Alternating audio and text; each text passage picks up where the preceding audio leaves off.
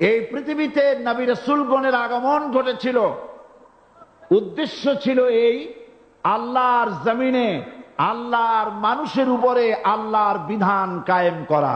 এটাই ছিল নবীদের আগমনের উদ্দেশ্য। আর শয়তানের আগমনের উদ্দেশ্য ছিল আল্লাহর বিধানের পরিবর্তে ধর্ম নিরপেক্ষ মতবাদ কায়েম করা। এজন্য পৃথিবীর কোন নবী কোন রাসূল ধর্ম নিরপেক্ষ ছিলেন না, সবাই ছিলেন ধর্মের পক্ষে। রাসূলুল্লাহর অসংখ্য সাহাবীদের মধ্যে একজন সাহাবীও ধর্মের ব্যাপারে নিরপেক্ষ ছিলেন না। গোটা বিশ্বের সমস্ত মুহাদ্দিস, মুফাসসির এবং বড় বড় ওলামা, পীর বুজুর্গ, এমন একজন লোক পাওয়া যাবে না যিনি ধর্মনিরপেক্ষ মতবাদের অনুসারী ছিলেন।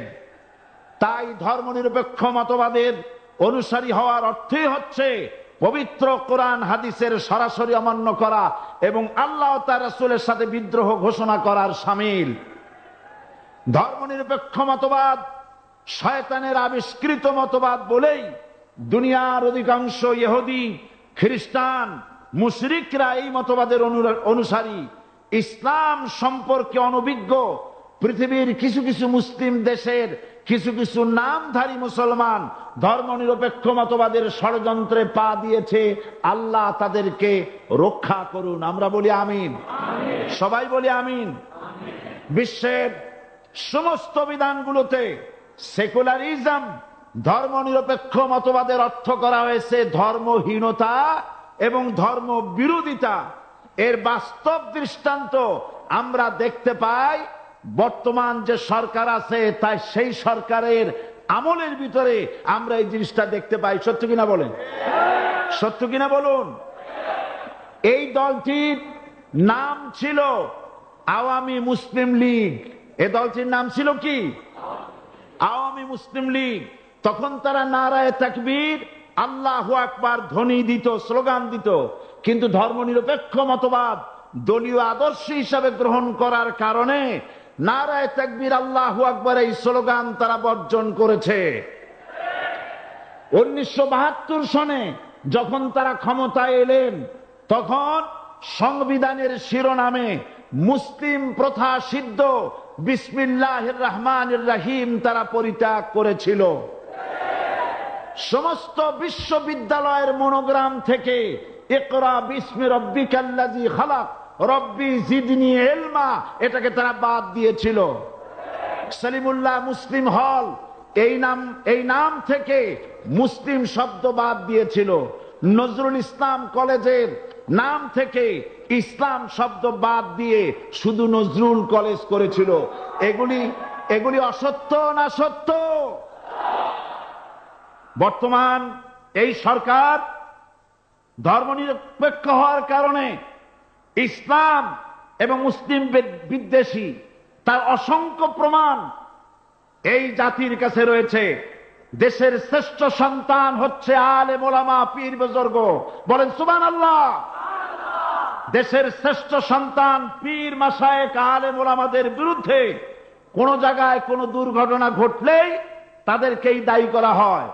হরকুতুল জিহাদ, লাদেন বাহিনী, তালেবান নাম করে আলেমদেরকে গ্রেফতার করে এই সরকার পুলিশ দিয়ে নির্যাতন করেছে সরকার।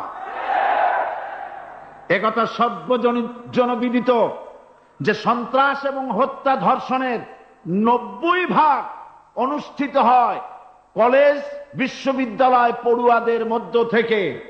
আর চরিত্র সৃষ্টির শ্রেষ্ঠ কারখানা মাদ্রাসাগুলি এই সরকার একটা একটা করে বন্ধ করার পরিকল্পনা গ্রহণ করেছে। মাদ্রাসা শিক্ষাকে সংকুচিত করে ফেলছে। শুধু তাই নয়, দেশে অসংখ্য ভালো মন্দ পত্রিকা আছে, আরো রয়েছে ফুটপাতের অসংখ্য অশ্লীল ম্যাগাজিন, পর্ণ পত্রিকা। দেশের অধিকাংশ জাতীয় দৈনিকগুলো হিন্দুস্তানের টাকায় পরিচালিত এবং এগুলি হচ্ছে ইসলামের চরম বিদ্বেষী। সরকার সেগুলিরই পৃষ্ঠপোষকতা করছে, আর্থিক সাহায্য দিচ্ছে, বিজ্ঞাপন দিচ্ছে। আর অন্যদিকে এদেশে মুসলিম জাতিসত্তার প্রতীক স্বাধীনতা, সার্বভৌমত্ব, অখণ্ডত্বের অতন্ত্র প্রহরী, জননন্দিত 12 কোটি মুসলমানের কলিজার সাথে সম্পর্ক দৈনিক ইনকিলাব পত্রিকাকে বন্ধ করার ষড়যন্ত্র হিন্দুস্তানের গোলাম সরকার হাতে নিয়েছে।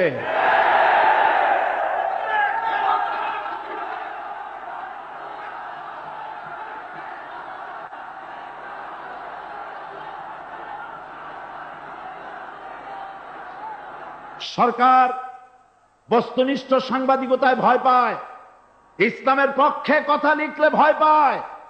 এজন্য তারা দৈনিক ইনকিলাব এবং তার পরিবারের গায়ে হাত দেওয়ার প্রস্তুতি নিয়েছে। দৈনিক ইনকিলাবের সম্পাদকের গায়ে যদি হাত দেওয়া হয়, ইনকিলাব যদি বন্ধ করে দেওয়া হয়, সারা বাংলাদেশ অচল হয়ে যাবে।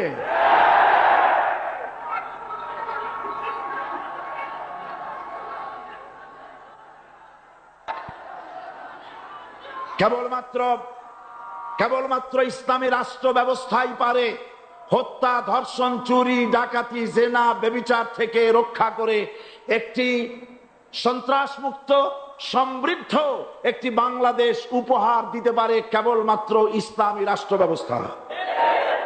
সুতরাং অবস্থা দৃষ্টে মনে হয় এরা যদি আরেক আল্লাহ না করুন, বলেন আল্লাহ না করেন, আল্লাহ না করেন, আল্লাহ না করেন, এরা যদি আরেকটাবার ক্ষমতায় যেতে পারে, ৭২-এর সংবিধানকে পুনরুজ্জীবিত করে ধর্মনিরপেক্ষ মতবাদ কায়েম করবে, সেজন্য আজ গোটা তাওহীদবাদী মুসলমানদেরকে জানতে হবে ধর্মনিরপেক্ষ মতবাদ একটি কুফরি মতবাদ। ওলামারা আমাকে সাক্ষী দেন, ধর্মনিরপেক্ষ মতবাদ কুফরি মতবাদ কিনা। এই কুফরি মতবাদকে বাংলাদেশের মাটিতে যাতে কার্যকরী করতে না পারে, তার জন্য গোটা তাওহীদি